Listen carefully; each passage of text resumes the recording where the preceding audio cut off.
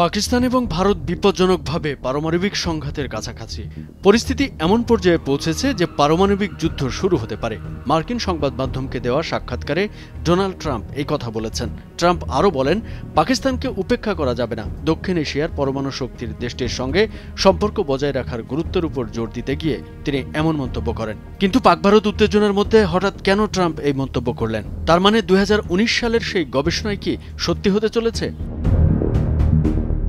মার্কিন এই প্রেসিডেন্ট জোর দিয়ে বলেন, ভারত ও পাকিস্তান ছোট কোনো শক্তি নয়, তারা প্রধান পারমাণবিক শক্তি।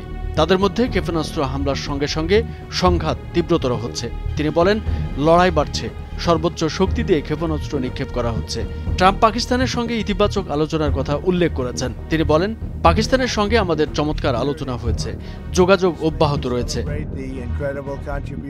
তবে ট্রাম্পের এই ভারত পাকিস্তানের সাথে যোগাযোগ স্বাভাবিকভাবে নিচ্ছে না অনেকেই।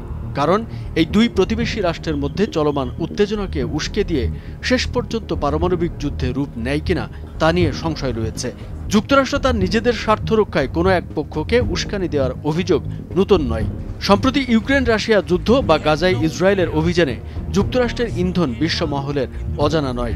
তাছাড়া সম্প্রতি ভারত পাকিস্তানের মধ্যে সংঘাতের ধরন তেমন কিছুরই বার্তা দেয়। ট্রাম্প পাকিস্তানি জাতির প্রশংসা করে বলেন, তারা বুদ্ধিমান মানুষ, অসাধারণ কাজ করে। তিনি তার কর্মকর্তাদের উভয় দেশের সঙ্গে যোগাযোগের নির্দেশ দিয়েছেন বলেও জানান তিনি। তার ভাষায়, আমি আমার জনগণকে পাকিস্তান এবং ভারতের সঙ্গে যোগাযোগ করতে বলেছি। তিনি স্বীকার করেছেন, পাকিস্তানের সঙ্গে মার্কিন বাণিজ্য সীমিত হলেও দ্বিপাক্ষিক সম্পর্ক ইতিবাচক রয়েছে। যুক্তরাষ্ট্রের মধ্যস্থতায় এই মুহূর্তে পাক ভারত যুদ্ধবিরতি হলেও এই অঞ্চলের স্থিতিশীলতা কতটা ভঙ্গুর তা ফুটিয়ে তুলেছে দুদেশের মধ্যকার এই চরম উত্তেজনাপূর্ণ আবহ। পাকিস্তান যখন ভারতের বিরুদ্ধে সামরিক পদক্ষেপ নিয়েছে, তখন দেশটির পারমাণবিক সক্ষমতার কথা মনে করে দেওয়ার সুপরিকল্পিত পদক্ষেপও নিয়েছিল।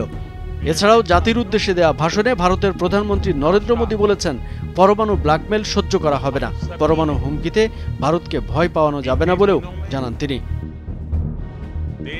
সম্প্রতি ঘটে যাওয়া ভারত পাকিস্তানের মাঝে এই সংকট আপাতত পরমাণু যুদ্ধের দিকে মোড় নেয়নি বটে, কিন্তু দুদেশের মধ্যে সাম্প্রতিকতম সংঘর্ষ মনে করিয়ে দিয়েছে যে পরিস্থিতি কত দ্রুত বিপজ্জনক হয়ে উঠতে পারে। তাছাড়া এই পরিস্থিতিতে যে যুক্তরাষ্ট্রের মধ্যস্থতার যুদ্ধবিরতি কার্যকর হয়েছে, সেই যুক্তরাষ্ট্রের প্রেসিডেন্ট ট্রাম্পও বলছে তারা বিপজ্জনকভাবে পারমাণবিক সংঘাতের কাছাকাছি। তার মানে এর চূড়ান্ত রূপ কি হতে যাচ্ছে তা বড় ধরনের সংশয় থেকেই যায়। কামরুজ্জামান আরিফ, ভোরের কাগজ।